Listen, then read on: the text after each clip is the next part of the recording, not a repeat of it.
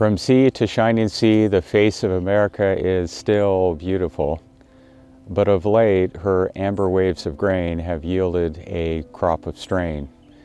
This election and the days that follow give individual Americans more than a choice in only selecting candidates.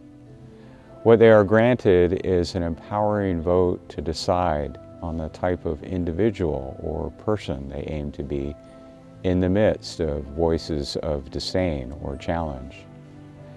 Character has indeed been on the ballot, but the most important character rests within the one who holds the pen, not merely the candidate's name neatly printed on paper next to an unchecked box.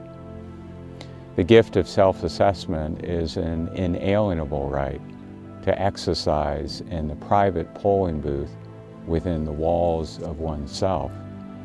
Therein stirs our greatest human strength and our potential, and also our weaknesses and our fears. For the ideal of America to further advance rather than encounter a less perfect union as a result of hate and rancor, Americans must ask what words and actions of light and kindness can they individually contribute. When they hear a voice that recklessly speaks with the chill of incredulity, darkness, of bigotry, and heartlessness, they should ask if that voice aligns with their own personal hopes and values and character.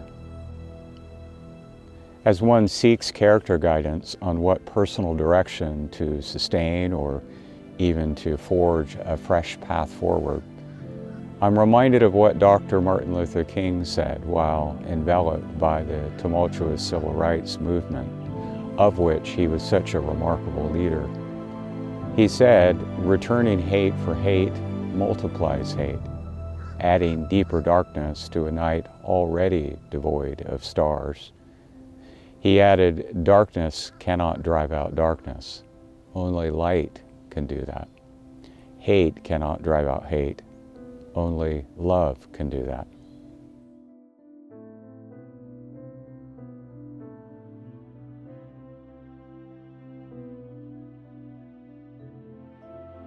Ultimately, a voter has a duty beyond casting a vote for another.